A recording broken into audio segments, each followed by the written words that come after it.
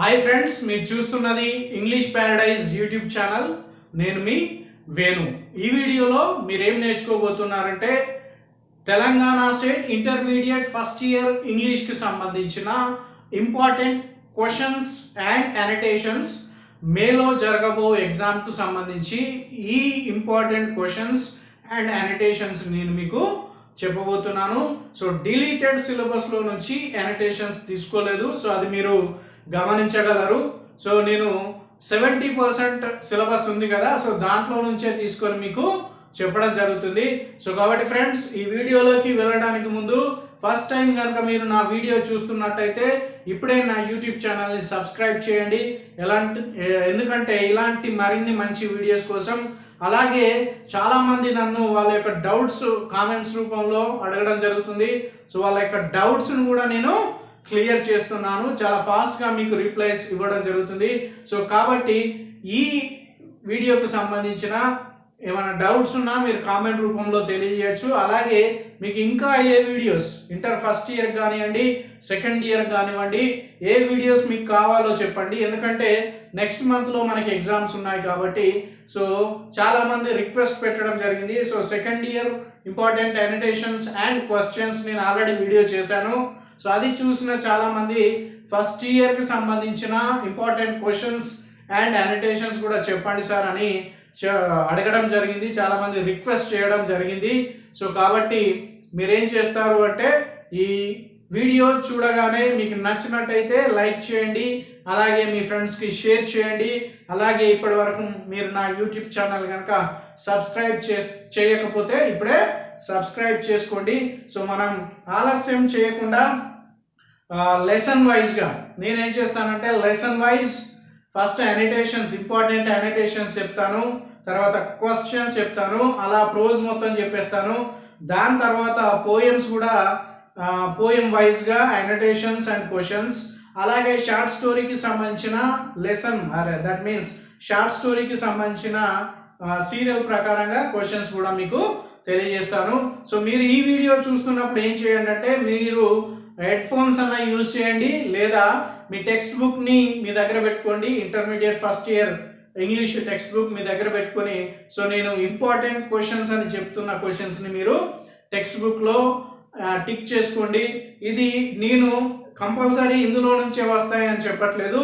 So చాలా ఎగ్జామినేషన్లో repeat అయిన అనోటేషన్స్ క్వశ్చన్స్ మీకు చెప్పడం జరుగుతుంది. సో కాబట్టి ఇవి ఇంపార్టెంట్ అనే అనుకోవాలి. సో ఎక్కువ సార్లు రిపీట్ అయినాయి కాబట్టి సో కాబట్టి మీరు ఏం చేయండి అంటే ఈ వీడియో చూస్తున్నప్పుడు మీ టెక్స్ట్ బుక్ని దగ్గర పెట్టుకొని ఇంపార్టెంట్ అనోటేషన్స్ని ఇంపార్టెంట్ క్వశ్చన్స్ని టిక్ చేసుకొని అవి చదివే ప్రయత్నము చేయండి. రైట్ ఫ్రెండ్స్, మనం ఆలస్యం చేయకుండా వీడియోలోకి వెళ్ళిపోదాం. సో ఫస్ట్ లెసన్ మనకి మై మదర్. సో మై మదర్లో ఉన్న ఇంపార్టెంట్ అనోటేషన్స్ నేను చెప్తున్నాను. సో ప్రతి లెసన్ నుంచి లేదా పోయం నుంచి షార్ట్ స్టోరీ నుంచి సో 2 ఇంపార్టెంట్ క్వశ్చన్స్ తీసుకోవడం జరుగుతుంది.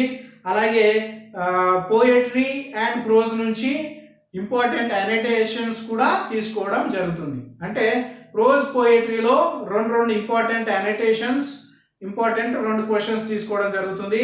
షార్ట్ స్టోరీస్కి వచ్చి మనకు ఓన్లీ అనోటేషన్స్ ఉండవు, ఓన్లీ క్వశ్చన్స్ మాత్రమే ఉంటాయి. కాబట్టి షార్ట్ స్టోరీకి సంబంధించి ఓన్లీ క్వశ్చన్స్ మాత్రమే చెప్పడం జరుగుతుంది. రైట్, మన ఫస్ట్ లెసన్ మై మదర్. ఇది రాసింది అబ్దుల్ కలాం, ఏపీజే అబ్దుల్ కలాం.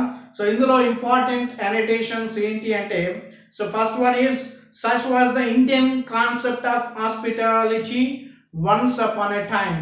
సో ఇది చాలా సార్లు రిపీట్ అయిన అనోటేషన్. మై మదర్ అనే లెసన్ నుంచి రిపీట్ అయింది. Such was the Indian concept of hospitality once upon a time. So this is the important annotation. Second important annotation is her fingers ran tenderly through my hair, comforting, soothing and understanding. So ఇది second ఎక్కువ సార్లు repeat అయిన annotation. So ఈ 2 annotations ఈ లెసన్లో important. So ఇప్పుడు మనం important questions చూద్దాం. ఇప్పటి వరకు మనం అనోటేషన్స్ చూసాం, ఇప్పుడు క్వశ్చన్స్ చూద్దాం. సో మీ టెక్స్ట్ బుక్ మీ దగ్గర పెట్టుకొని టిక్ చేసుకునే ప్రయత్నం చేయండి. So first important question from the my mother, the lesson my mother is narrate 2 memories of Kalam related to eating. So ఇది ఎక్కువ సార్లు అడిగిన క్వశ్చన్. మై మదర్ అనే లెసన్ లో నుంచి ఎక్కువ సార్లు అడిగిన క్వశ్చన్ ఏంటి? Narrate 2 memories of Kalam related to eating. So next ఇంకొకటి ఇంపార్టెంట్ క్వశ్చన్ ఏంటి ఈ లెసన్ లో నుంచి అంటే, Kalam says my mother was a gentle down to earth pious woman elaborate with the information provided in my mother. So ఇది second important question అన్నమాట, right. So ఇవి my mother కు సంబంధించిన important annotations and important questions, right. So మనకున్న second lesson ఏంటి అంటే, aim for the stars Saina Nehwal.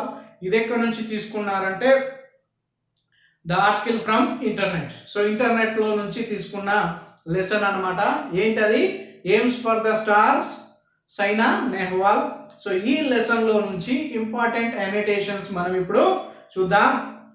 First important annotation ఏంటి అంటే, సైనాస్ meteoric rise to success was not without its share of compromises.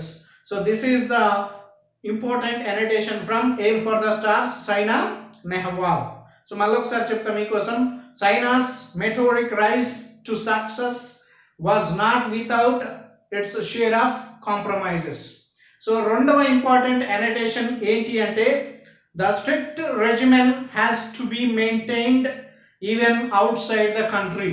So ఇది కూడా ఎక్కువ సార్లు రిపీట్ అయిన అనోటేషన్. చాలా సార్లు ఎగ్జామినేషన్ లో ఈ రెండు ఎక్కువ సార్లు రిపీట్ అయిన అనోటేషన్. సో కాబట్టి అందుకే చెప్పాను ఈ రెండు అనోటేషన్స్ ఇంపార్టెంట్ అని. సో ఇదే లెసన్ కు సంబంధించిన ఇంపార్టెంట్ క్వశ్చన్స్ ఒకసారి చూద్దాం. First important question is, why was the Philippines tournament in 2006 a memorable one for the Saina Nehwal. So this is the important question. ఇది ఎక్కువ సార్లు అడుగుతున్న క్వశ్చన్.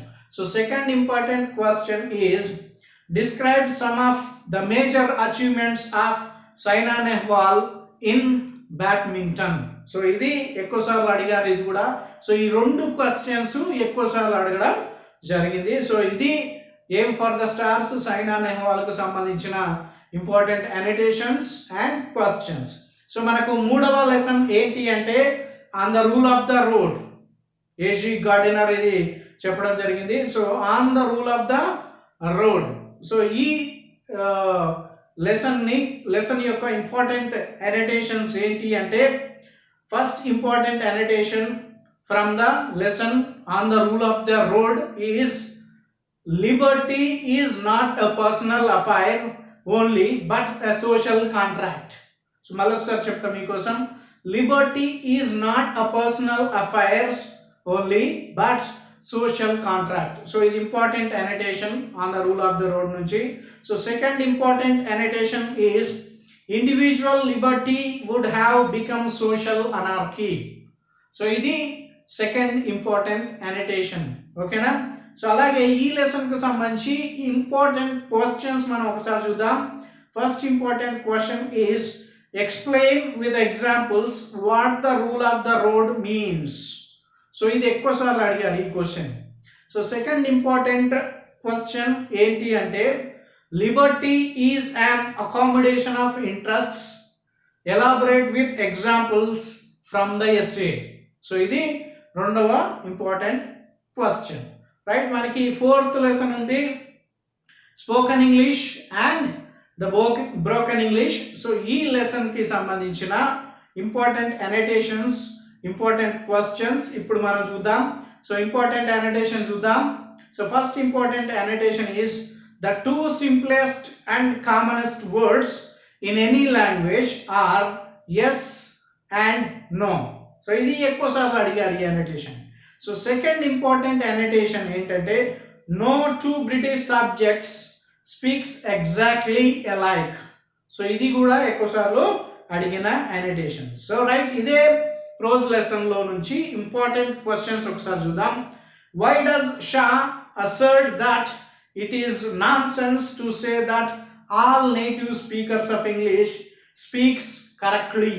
సో ఇది important question from spoken English and broken English. So second important question చూద్దాం ఒకసారి. What are the precautions that the writer wants you to take while addressing the native.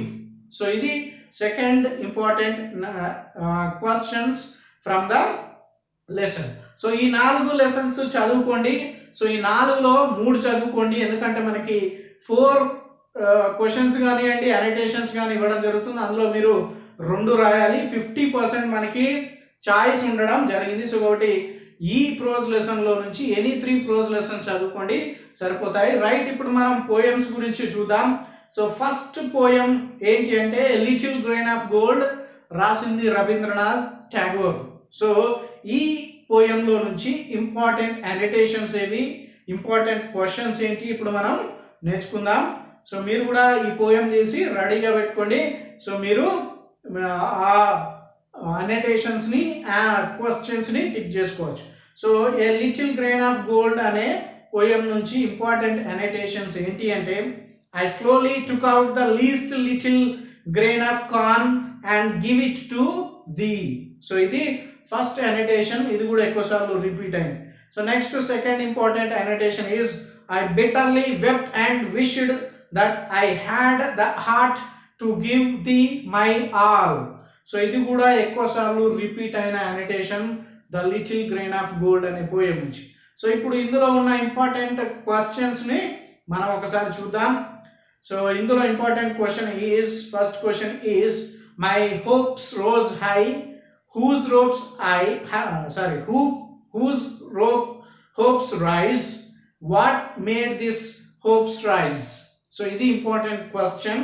Second important question is the wise say we reap what we sow. Does the poem The Little Grain of Gold support the saying? So ఇది second important question. So రెండవ poem నుంచి మనం ఇప్పుడు నేర్చుకుందాం. So రెండవ poem ఏంటి, the royal tombs of Golconda, ఇది రాసింది సరోజినీ నాయుడు. సో దీంట్లో ఇంపార్టెంట్ అనోటేషన్స్ ఒకసారి చూద్దాం. So first one is the glimmering music of your spears, the laughter of your royal brides. So this is the first important annotation from the poem The Royal Tombs of Golconda. So second important annotation to them, in vain, O kings, doth time aspire to make your names oblivion sport. So ఇది second important annotation. So ఇదే poem నుంచి important questions ఒకసారి చూద్దాం. So first important question is, how does the poet sing the glory of Golconda kings? So this is the first important question. So second important question observe chudam, how does the beauty of Golconda queens kindle those pomegranate groves?